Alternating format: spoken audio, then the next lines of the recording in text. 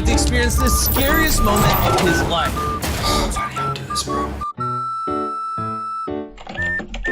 This is me, racing out of bed for a front row seat to my life's work vanishing before my eyes. Hold on, just a second. This video isn't about influencers rotting the brain of our children or being bad people, although honestly I'm kind of sick of that take because I think it's just coming from a lot of people that are afraid of whatever's new. Social media in general is definitely not the largest issue that we face in 2024. I just want to start this video off by saying I've tried to do YouTube so many times and I finally decided, you know what? Do it! Considering this is the first video on the channel, if you like what I've put out there, if you want to see what my latest hyperfixation is, consider subscribing. Anyway, so what is the largest threat that we face today in 2024? And believe me when I tell you, this shit is terrifying. The threat is cybersecurity. What are you talking about? I'm talking about hackers coming in and attacking and stealing our data, or money, or children. There's a lot of stuff going on. Through playing Minecraft, you could be screwed. Your entire life could be taken from you. I'll get to what I'm talking about with the Minecraft thing in a sec, but let's talk a little bit more about what cybersecurity really is.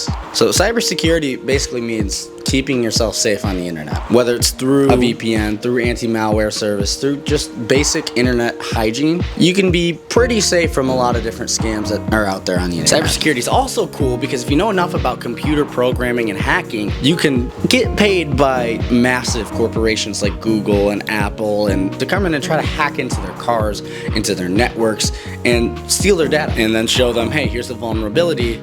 Try to fix that in your next update. And I know everybody that's watching this video has experienced some sort of cybercrime, probably within the past week. Recently, there's been a lot of talk about pig butchering scams. I get DMs on Instagram all the time from these supposed beautiful women that are actually most likely just some sweaty dude behind a keyboard. It shouldn't be that way, but nobody talks about that. We're more worried about somebody breaking into our home or somebody stealing our car. Those are physical things that we all understand. This stuff happens every single day, and that's why you get normal, everyday people that are just trying to have fun online that have lost thousands of dollars, have lost their dignity. I'm just talking about one type of threat, and that's phishing. If you think about it, there's all these different types of ways to break into your computer, break into your privacy online through cybercrime. The number one way is phishing because it doesn't require a lot of computer knowledge. And all of this is important because cybercrime, like I was saying, is on the rise. It has risen 50% year over year for the past 3 years. Starting with 2020 and ending in 2024, there's been more phishing attempts, there has been more malware created, there has been more bad actors online trying to steal your data and steal your money. In 2023, 33 billion accounts were breached, and that's insane because there's only 8 billion people on this planet. So the likelihood of you being attacked or your account being breached is basically 100%. It's not, it's 1 in 4, but that's insane. 33 billion accounts were breached in 2023 alone. $10.3 billion were lost.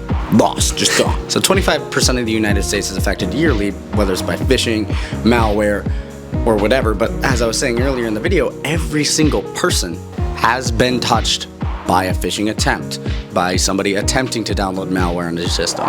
So back to that Minecraft thing that I was talking about earlier, a remote code exploit was discovered. Millions and millions of machines across the United States were subject to this exploit in Java 1.8 or Java 8. RCE, or remote code exploit, is essentially just a way that hackers or bad people can get onto your machine and run malicious code, or open the notepad and calculate. Half of Minecraft runs on Java. This exploit was using the log4 shell in Java and using a JNDI lookup to break that system. So when you go on a server and that server runs on Java, or it has a program that's running Java, it has a log library that will log any activity on that server. In Minecraft's case, using a specific string of text, you could use the JNDI lookup feature in Java to gain access to the server machine and basically work your way down. So whoever's on that server is at risk to having their machine be compromised by somebody that's a bad actor going on that server trying to do something. Anything that you want to run can be run just because of a simple oversight in development.